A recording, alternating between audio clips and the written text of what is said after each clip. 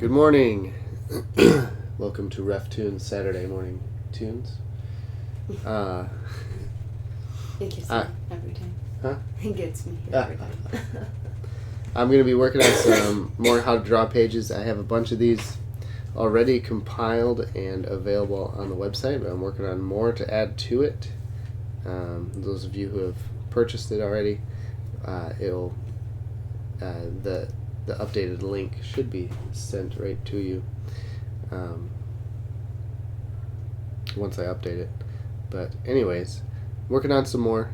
If there's anyone you'd like to see included in this set, let me know. Stephanie really wants me to draw the goat that I drew for the scapegoat for Easter, the scapegoat. Because he's so cute chewing on a piece of grass. Oh. So I'm gonna try to get him drawn, and I spelled that spargin instead of spurgeon. Where? On the layer. Oh, I was like, that looks good to me. Oh, lots of good mornings here. So yeah, I'm gonna work through some of these. I have a hippo already, so I'd like to add some more animals. Maybe Huss, he can have his goose. Oh, wouldn't that be lovely? That would be so lovely. Martin Luther can have his swan. John Fox can have a fox. Did you already draw fox? I don't have John Fox. We'll do the ones, so Spurgeon right now and I need Snail. Spurgeon can have his snail. Spurgeon can have his snail. Because that's a fun snail too. Alright, I'm going to look for... Just saying. So while I look for this, I can let you know about the YouTube video that we were a part of that we released yesterday. Kuiper Belt Productions, they do this thing called Reformed Funny Moments, where he takes yeah, that's fine. Where he takes videos from different Reformed conferences and things like that, and he finds all the funny moments in them and compiles them together. Well, in the most recent one that was released yesterday, I did some illustrations for him and he animated them. So there's some RefToons of John MacArthur and Phil Johnson in that one.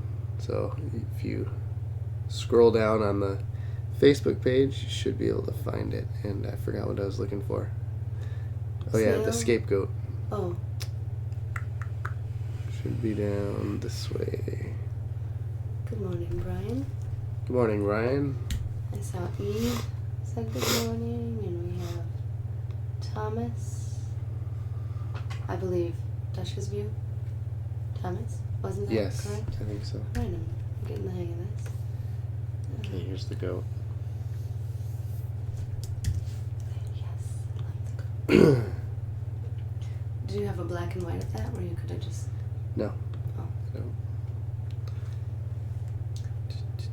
Is it still considered tracing if you trace your own work? Yeah. I mean, you already did it. It's still tracing. I mean, you are tracing, but I don't know. It doesn't feel like the cheating kind of tracing. Because you already did it. Yes. Oops.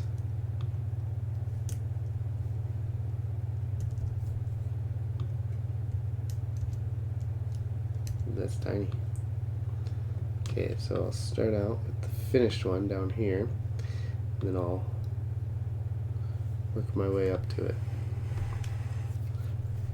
Should I do this one as like the shapes style, or just the single lines? No, I think for this whole thing... Okay. Because it's a different way to draw. But it's not. I mean, you didn't do that for the hippo. Or I mean, no, yes, I mean, it is a different, it's a different way to draw. Yeah, so you don't want to do that unless you do it for everybody. I don't know. I would err on the side of consistency, and it wouldn't be consistent. So yes, if you wanted a different one with the form and stuff, but I don't think you're gonna have time to do that. No. Okay.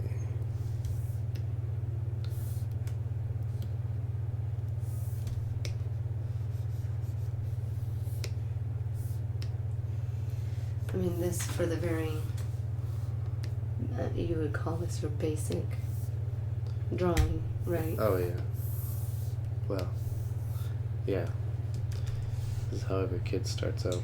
Well, when you were learning Looney Tunes, what was... I was just trying to get the same, trying to make it look exactly like... But you weren't doing foundational lines, were No, you? I was not. So this will be good. I think if you ever did like a book of it, I would Yeah. definitely make it more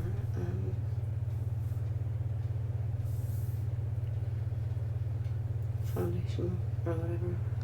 Yeah, this will just be a basic. Hello from Honduras. Hello.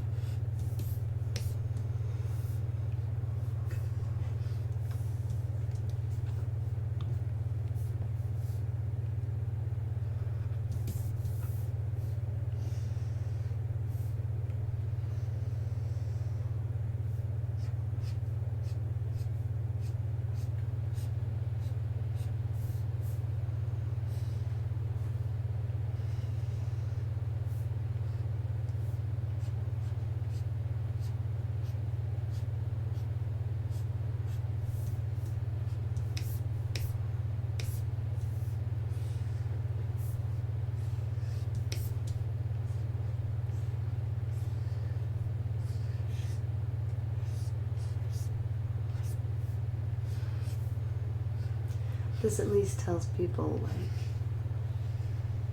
I don't know, the way that you do it in your steps. Like, well, where do I even begin? What do I draw Yeah. first? Excuse me. What do you do? Like for animals, like with your people, you always start kind of with the eyes and the nose, right? Yeah. So for animals, what would be the... We'll probably start with the eyes again.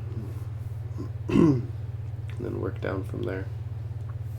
You wouldn't start with like the form of like the main body or whatever? Mm-mm. I just remember Donovan recently starting his drawing with the feet, You drew started with the feet. and that was fascinating to me. And needed some work. It needed some balance. Yeah, like, yeah. It looked like it was off balance because he started with the feet. Hmm. So if you start with the eyes, they're kind of like the focal point. Sometimes. Well, I guess I only say that because the professor used to always say the eyes are the window to the soul. Mm. But he had a point where you start with the eyes, then work your way down from there. Then you can, as you're going, this was talking about contour drawing, so like Single line drawing. single line drawing, not doing the foundational sketch beforehand, Oh. just going in and drawing. That's how we did all our pencil portraits and everything.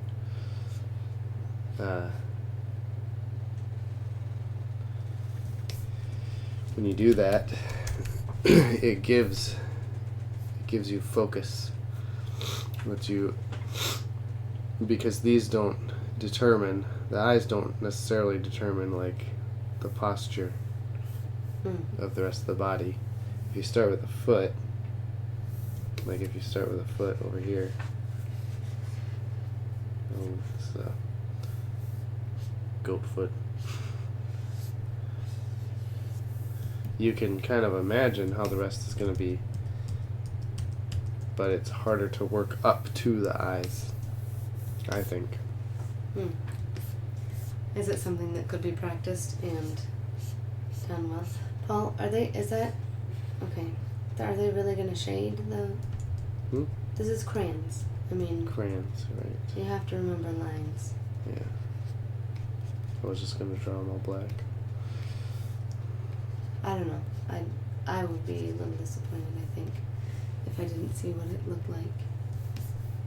Or like how to... But I think it would be more helpful to see it without the color, too. Oh! That front leg in the back looks really weird. Does it? It's wobbly. It's because it's not black.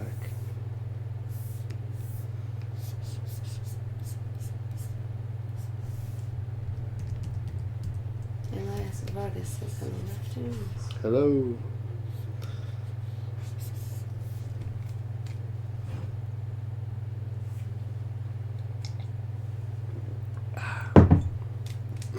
Starting to feel better after being sick.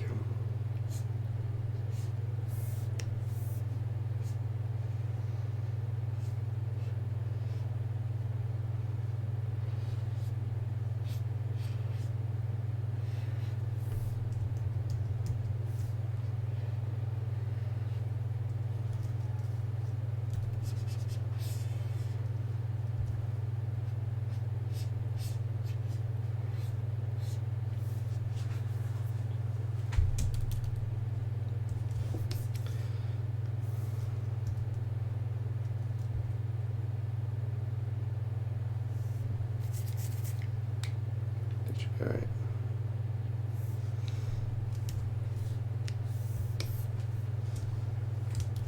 Yeah, that looks a little better.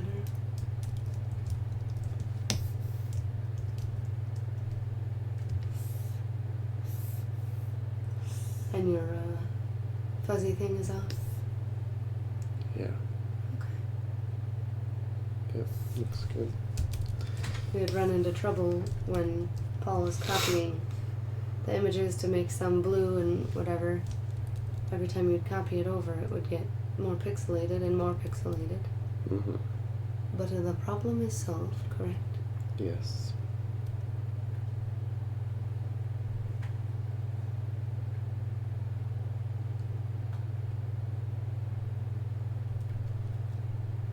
Hmm.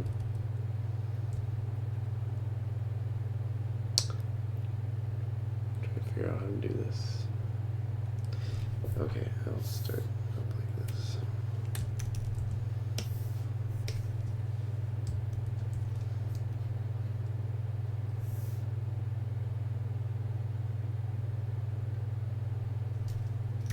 Yeah, that's going to be really hard. It messes me up going backwards.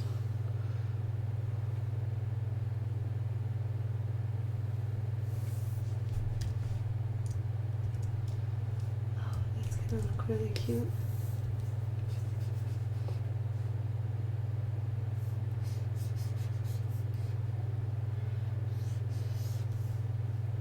That's all. That's all. For the first one. I love it. Such a masterpiece.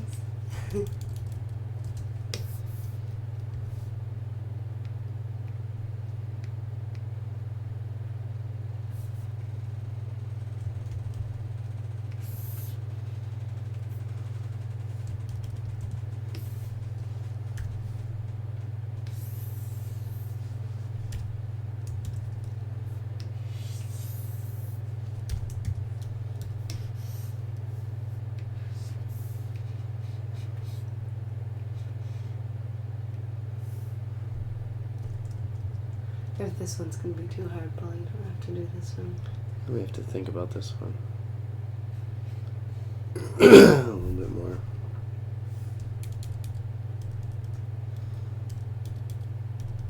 Can you simplify the drawing? Yeah, I could. Like maybe take out the grass Mm-hmm. in his mouth, and then you might see a do better that. form of his mouth. You know what I mean? Yeah.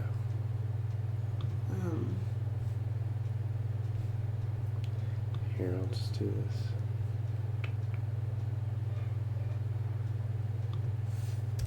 Otherwise, I don't quite know what you would simplify.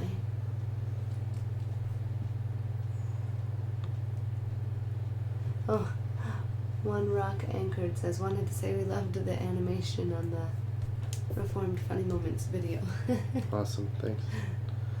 I didn't do the animation, I just did the drawings. For the animation. For the animation. Yeah. Oops. But yeah, I think that turned out really well. I think he did a good job with that.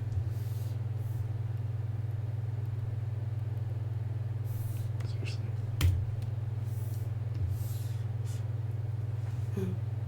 She says the grandkids were so cute.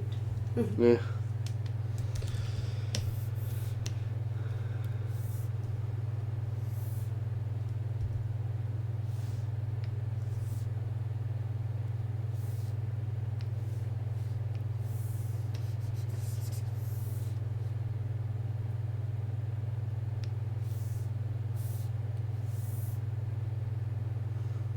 Hmm.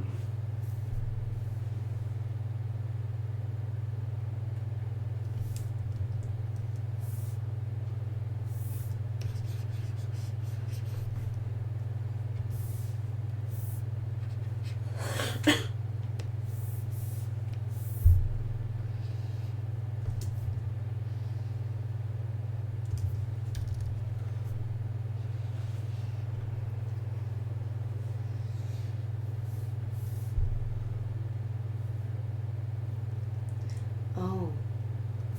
Your nose thing, because they're not going to be able to erase, right? Mm-hmm. That's why I have to do this.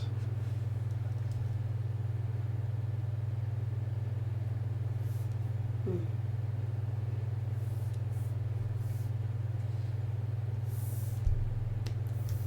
Would the mouth look different without the grass in it? Like, would you have that little C shape there by the cheek No. or whatever?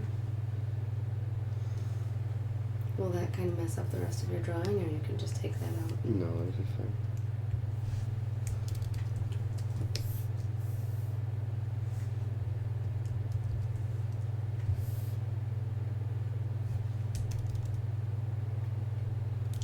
I think animals is a nice little touch there. Nice addition.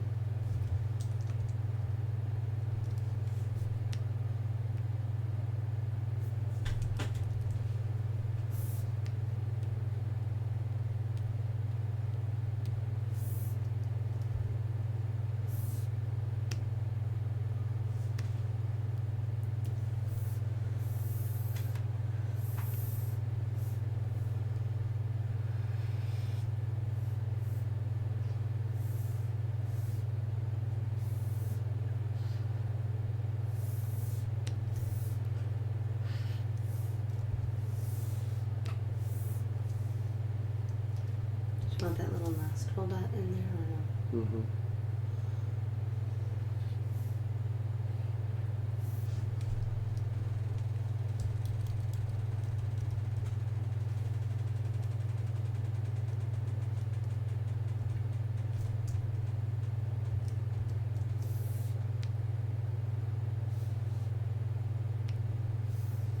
Is this sized excuse me, to be able to go on the 9x6?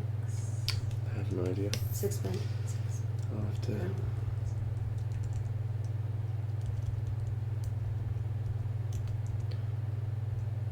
It'll probably work.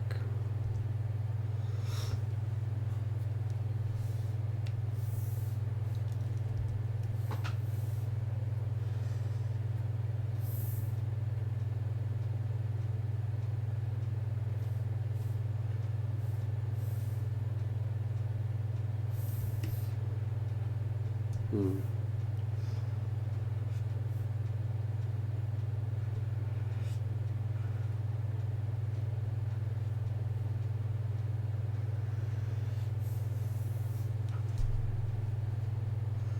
Simplify that. Should bring this all the way over.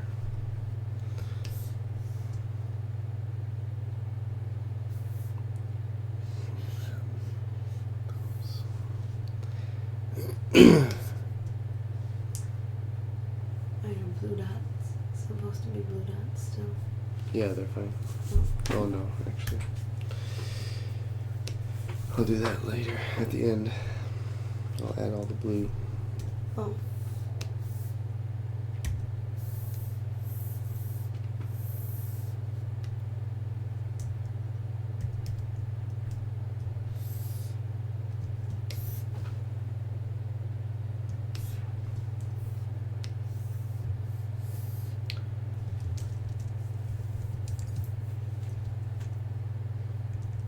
It's probably really boring. I think it's kind of fascinating. Do you want me to read? Sure, if you're up for it. Mm-hmm. Thoughts for Young Men by J.C. Ryle. I don't think we'll finish it up today, but we can certainly try. We are on section 4. Special rules for young men. I don't know if I did. Okay. In the last place, I will set down some particular rules of conduct which I strongly advise all young men to follow. A. Break with every sin. For one thing, resolve at once, by God's help, to break off every known sin, however small. Look within each of you, examine your own hearts. Do you see there any habit or custom that you know to be wrong in the sight of God? If you do, delay not a moment in attacking it. Resolve at once to lay it aside. Nothing darkens the eyes of the mind so much and deadens the conscience so surely as an allowed sin. It may be a little one, but it is not the less dangerous for all that. A small leak will sink a great ship, and a small spark will kindle a great fire. And a little allowed sin, in like manner, will ruin an immortal soul. Does that spark any imagery for you or no? Fire. No. Well, maybe. I don't know. I wasn't really paying attention. Well, just as a small leak will sink a great ship, and a small spark will kindle a great fire. And a little allowed sin, in like manner, will ruin an immortal soul. Take my advice and never spare a little sin. Israel was commanded to slay every Canaanite, both great and small.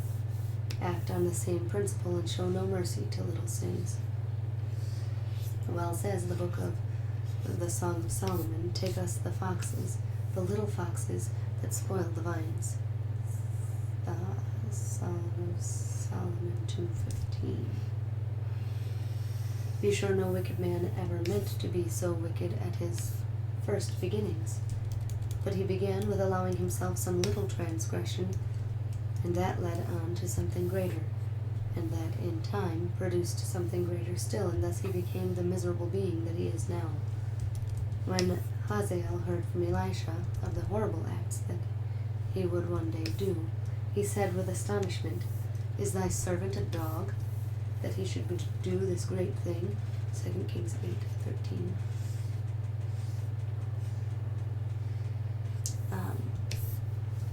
But he allowed sin to take root in his heart, and in the end, he did them all.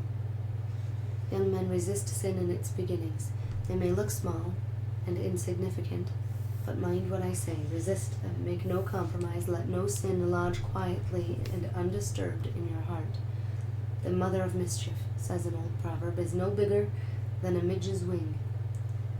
There is nothing finer than the point of a needle. But when it is made a hole, it draws all the thread after it. Remember the apostles' words, a little leaven leaveneth the whole lump. Beardfar asks, anybody know what drawing board he is using? I know. I know. Go ahead. Yes, I'm using the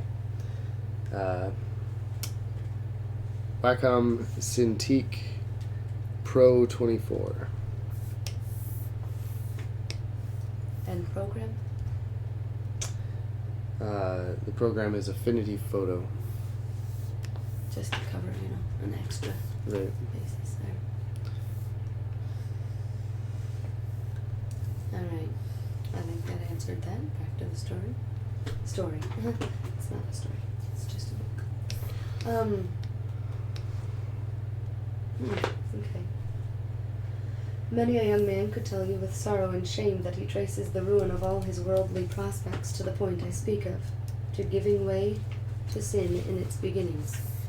He began habits of falsehood and dishonesty in little things, and they grew upon him, step by step. He has gone on from bad to worse till he has done things that at one time he would have thought impossible, till at last he has lost his place, lost his character, lost his comfort, and well nigh lost his soul. He allowed a gap in the wall of his conscience because it seemed a little one, and once allowed, that gap grew larger every day, till at length the whole wall seemed to come down. Remember this especially in matters of truth and honesty. Make conscience of pins and syllables, pins meaning things of little value.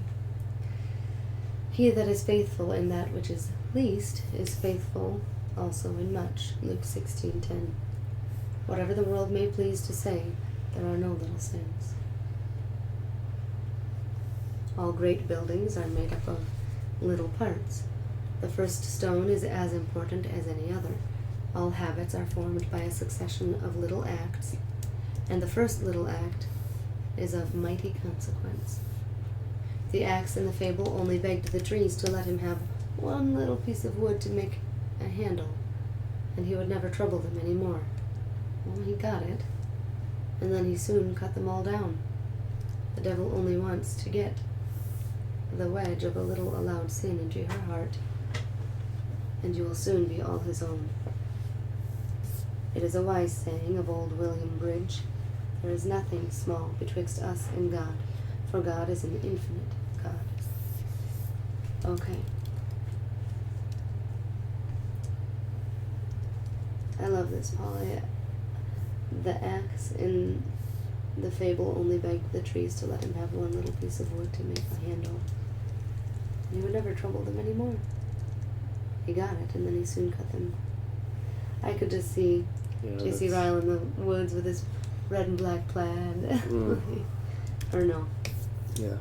And then this brings home the point. The devil only wants to get the wedge of a little allowed sin into your heart, and you will soon be all his own. Right? Mm-hmm. Or you don't see that? Yeah, that's a good imagery. Mm-hmm. Alright, I drew my little pictures in here for a reminder. There are two ways of coming down from the top of a church steeple. One is to jump down, and the other is to come down by the steps. But both will lead you to the bottom. So also there are two ways of going to hell. One is to walk into it with your eyes open. Few people do that. The other is to go down by the steps of little sins, and that way, I fear, is only too common. Put up with a few little sins, and you will soon want a few more. Even a heathen could say, whoever was content with only one sin? Juvenal, that was a Roman satirical poet from 34 to 120 AD. And then your course will be regularly worse and worse every year. Well, did Jeremy Taylor describe the progress of sin in a man? First it startles him, then it becomes pleasing, then easy, then delightful, then frequent, then habitual, then confirmed. Then the man is impenitent, then obstinate, then resolves never to repent, and then he is damned. Young men, if you would not come to this, recollect the rule I give you this day. Resolve at once to break off every known sin.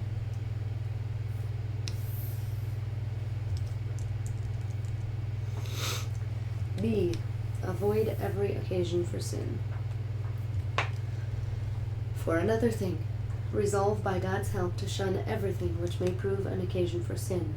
It is an excellent saying of good Bishop Hall. He that would... This is the one you read the other day. Yeah. But this is the section now. No, well, I read it to you. I read it ahead, and then I didn't read it to everybody else. Okay.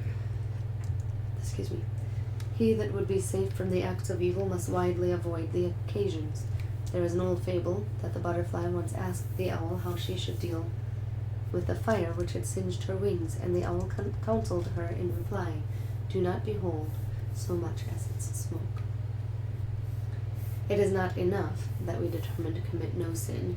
We must carefully keep at a distance from all approaches to it. By this test, we ought to try our ways of spending our time, the books that we read, the families that we visit, the society into which we go.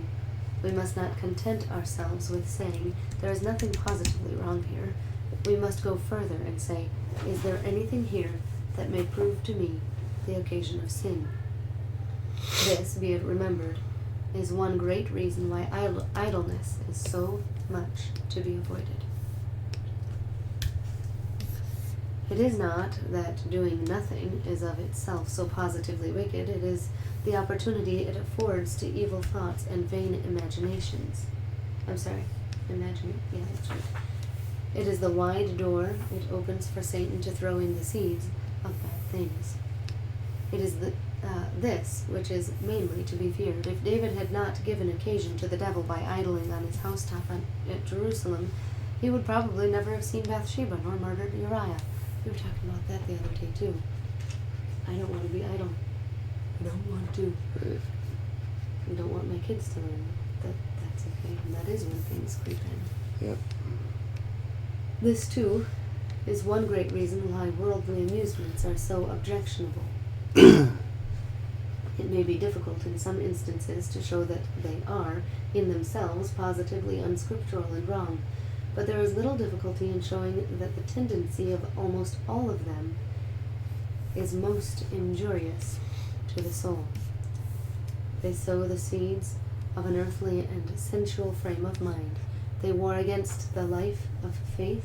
They promote an unhealthy and unnatural craving after excitement. They minister to the lust of the flesh, the lust of the eye, and the pride of life. 1 John 2:16. They dim the view of heaven and eternity and give a false color to the things of time. They indispose the heart for private prayer, scripture reading, and calm communion with God. The man who mingles in them is like one who gives Satan vantage ground.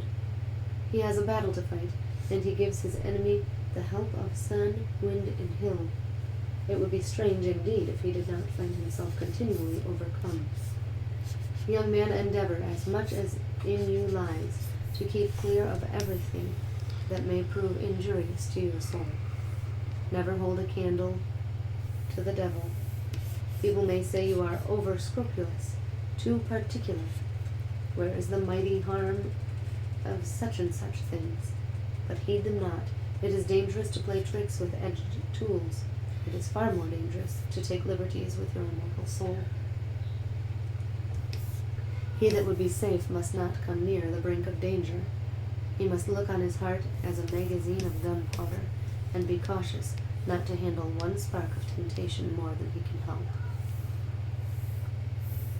Where is the use of your praying, "Lead us not into temptation," Matthew 6:13, unless you are yourselves careful not to run into it, and deliver us from evil unless you show a desire to keep out of its way? Take example from Joseph. Not merely did he refuse his mistress's solicitation to sin, but he showed his prudence in refusing to be with her at all. Genesis 39:10. Lay to heart the advice of Solomon, not merely to go in the path of wickedness, but to avoid it. Pass not by it. Turn from it, and pass away.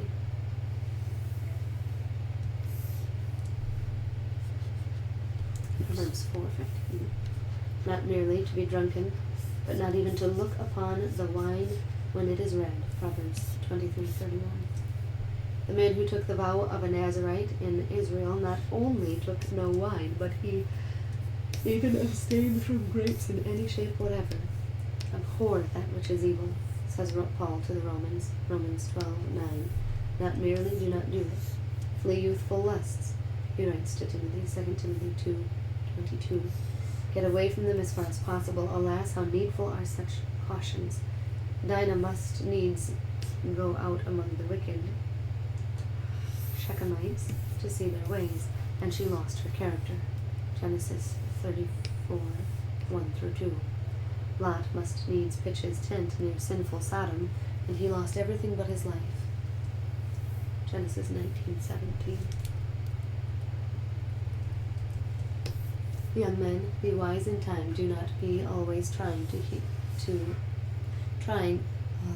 do not be always trying how near you can. Allow the enemy of souls to come, and yet escape him.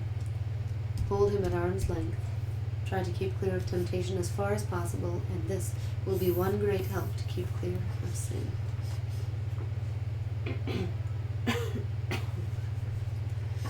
Mas Pinana says, hi, thanks for your work, brother. God bless. Thank you. Never forget the eye of God. Section C. For another thing, resolve never forget to forget the eye of God. The eye of God. Think of that. Everywhere, in every house, in every field, in every room, in every company, alone or in a crowd, the eye of God is always upon you. The eyes of the Lord are in every place, beholding the evil and the good. Proverbs 15:3. And they are eyes that read hearts as well as actions. Endeavor, I beseech you, to realize this fact. Recollect that you have to do with an all-seeing God, a God who never slumbereth nor sleepeth. Psalm 121:4. A God who understands your thoughts far off, and with whom the night shines as the day. Psalm 139:2-12. You may leave your father's roof and go away like the prodigal into a far country. Luke 15:13. And you think that there is nobody to watch your conduct, but the eye and ear of God are there before you. You may deceive your parents or employers. You may tell them falsehoods and be one thing before their faces and another behind their backs, but you cannot deceive God. He knows you through and through. He heard what you said as you came here today. He knows what you are thinking of at this minute. He has set your most secret sins in the light of his countenance, and they will one day come out before the world, to your shame, except you take heed. 1 Corinthians 4:5. How little is this really felt? How many things are done continually that men never would do if they thought they were seen?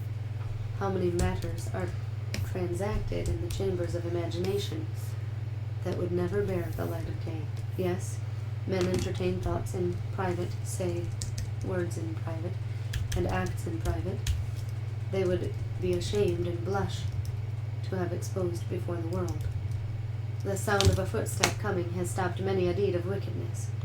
A knock at the door has caused many an evil work to be hastily suspended and hurriedly laid aside. But oh, what miserable driveling? Drivel? Folly is all this. There is an all-seeing witness with us wherever we go. Lock the door, draw down the blinds, shut the shutters, put out the candle. It matters not. It makes no difference. God is everywhere. You cannot shut him out or prevent his seeing. All things are naked and open unto the eyes of him with whom we have to do. Hebrews 4:13. Well, did young Joseph understand this when his mistress tempted him? There was no one in the house to see them, no human eye to witness against them, but Joseph was one who lived as seeing him that is invisible. How can I do this great wickedness, said he, and sin against God? Genesis 39:9. Young men, I ask you all to read Psalm 139. I advise you all to learn it by heart. Make it the test of all your dealings and in this world's business, to say to yourself often, do I remember that God sees me? Live as in the sight of God. This is what Abraham did. He walked before him. This is what Enoch did. He walked with him. This is what heaven itself will be, the eternal presence of God. Do nothing you would not like God to see. Say nothing you would not like God to hear. Write nothing you would not like God to read. Go to no place where you would not like God to find you. Read no book of which you would not like God to say, show it me. Never spend your time in such a way that you would not like to have God say, what art thou doing?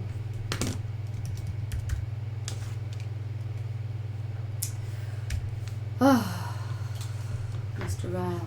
Mr. Ryle. There it is. Do you want me to continue? Sure. Okay. D.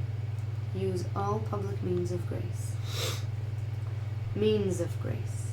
For another thing, be diligent in the use of all public means of grace. My footnote there says these are the instruments that God is pleased to use in order to accomplish salvation and sanctification in the heart of men. Be regular in going to the house of God whenever it is open for prayer and preaching, and it is in your power to attend. Be regular in keeping the Lord's Day holy, and determine that God's day, out of the 7, shall henceforth always be given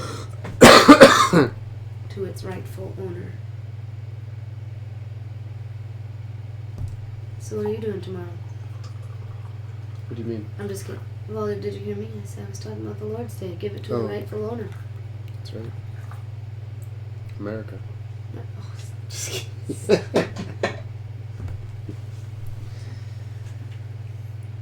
well, it makes you think. And here we have churches closing.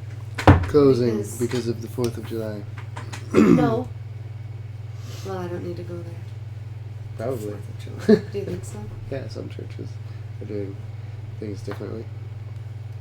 Really? 4th, yeah. They close? Yeah, if it's like a holiday or something, some churches decide not to have, like, remember when Christmas fell on Sunday a couple years ago? There were churches that took off. They weren't open. They didn't have church on Sunday. I'm very confused. Because it was Christmas. Oh. Okay. Okay, so give it to its rightful owner. That would be the 7th. It's going to be an interesting one. Because he's got the saddle. Are you going to keep the saddle? No, I'm not going to keep any of that, just the snail. What? See, I would think I would start with the swirl. You don't think you would start with the swirl? We'll figure it out. It's odd, isn't it? Having to do animals? Well, having to draw it in this way is odd.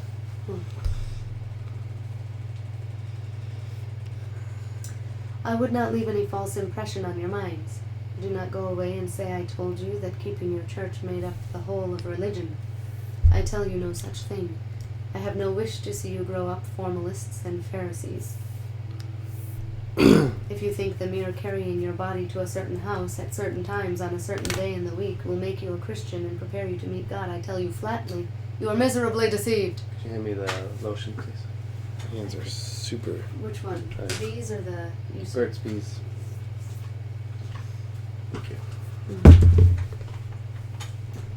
I tell you flatly, you are miserably deceived. All services without heart service are unprofitable and vain. They only are true worshippers who worship God in spirit and in truth. The Father seeketh such to worship him. John 4:23. We were just learning that one. Well, we were learning 4:24. But means of grace are not to be despised because they are not saviors. Not to be confused with memes of grace. Gold is not food. You cannot eat it, but you would not, therefore, say it is useless and throw it away.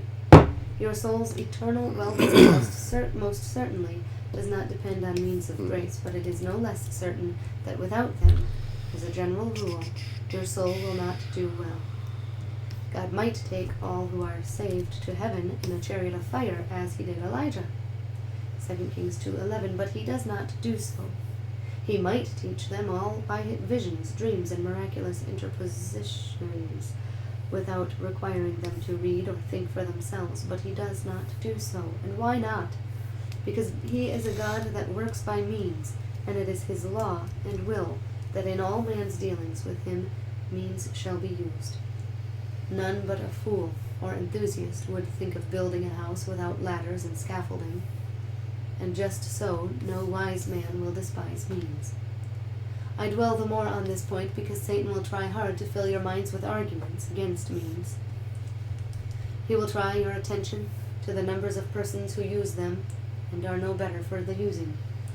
See there, he will whisper. Do you not observe those who go to church are no better than those who stay away?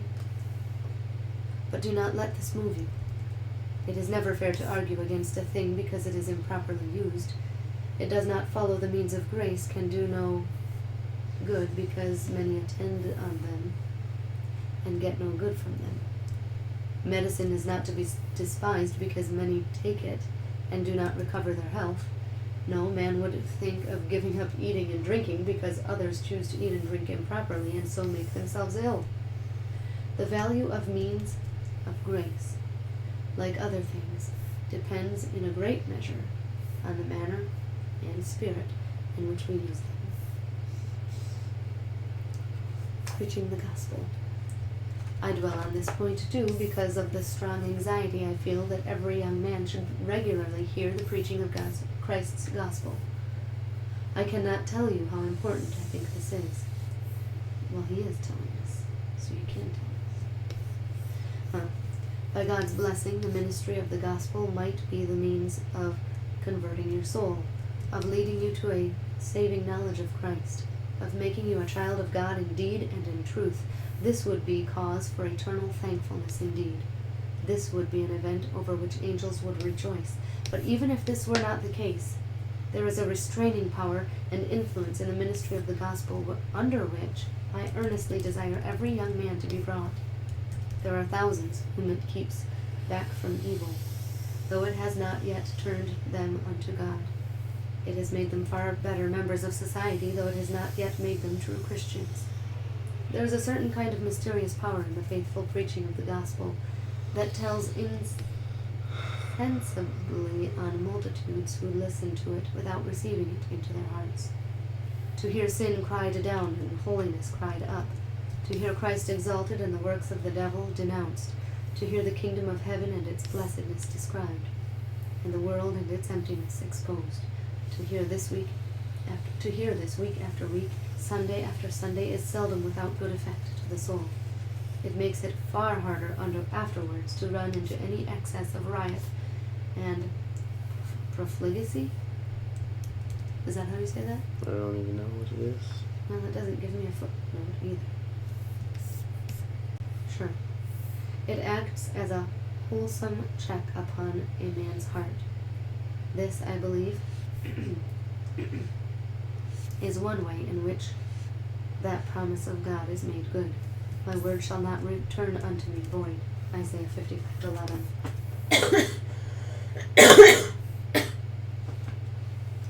There is much truth in that strong saying of Whitfield.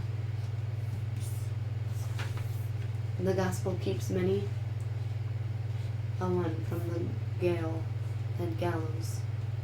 So gale is jail. If it does not keep him from hell. I've got to go blow my nose. Okay. Cough a little bit outside.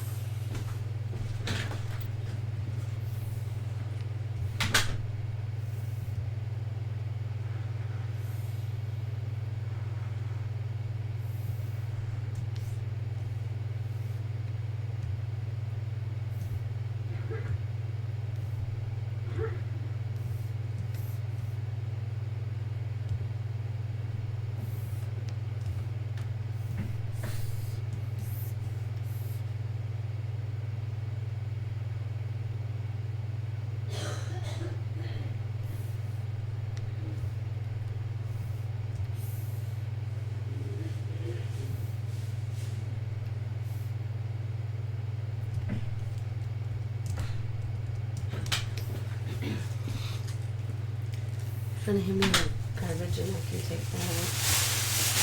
I already did. Yesterday. Oh, I put that in your bag. Sorry. Thanks. I just remember it being really full. Yeah. You just didn't read it.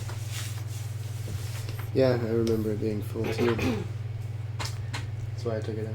Way to be responsible. Thanks. Hey, I kind of like that one. That's cute. That's cute. It looks simple too, kinda. Yeah, it's fairly simple. Something I could. Straightforward. Oh, those eyebrows. I do have a question though. On your other ones, did you have it completely finished? Yeah. Or you okay.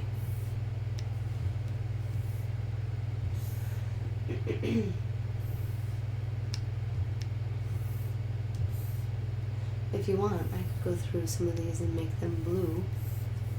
Right? I mean, Yeah. if you have other things to do. Mm-hmm.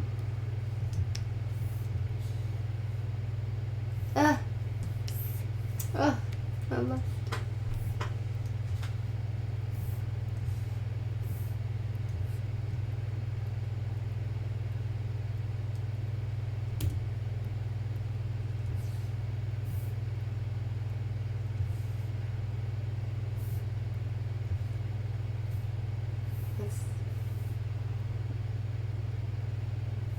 That's a lot.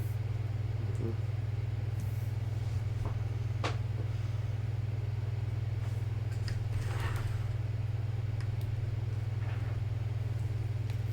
Would you be able maybe just to skip the 2 circles and then put the...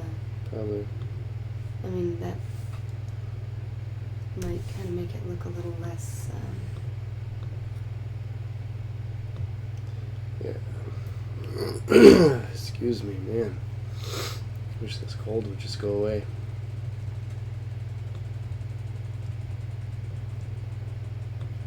Those lines, when they show up, does that mean you're centered amongst Yeah. other things? Tells me how many pixels I am between each one. So 1.019, it helps me to get them, like, it recognizes that 2 of these are the same distance apart, so it'll put this one the same distance apart as those. And then this one, I can do the same thing. So now all of these are 1.019 pixels apart. Cool. And then center them on the page. So yeah, it's kind of handy.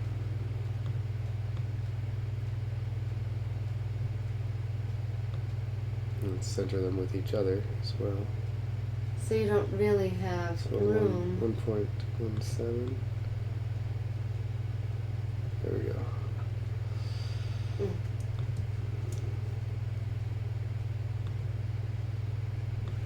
You wouldn't do that, like, little tail here as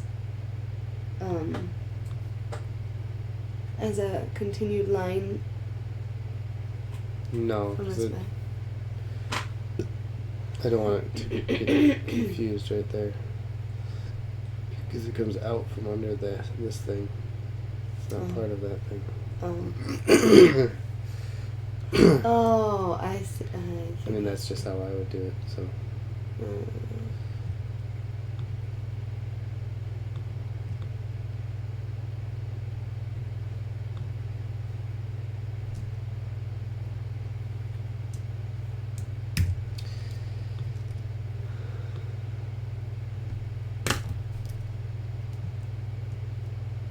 Spurgeon's Snail? Or no? You could do his... Percy the persevering snail. Okay.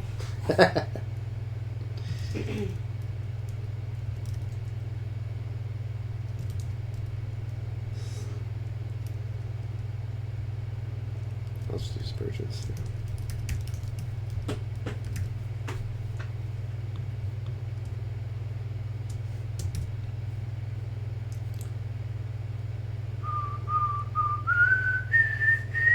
So how many do you think? That's 2 so far. Yeah. And you had what, 10 before? I think I had 10 for the other one. Oh, I'm gonna call it a morning here. on a 16-page thing, how many do you have it planned out what you want to do? No. Excuse me. I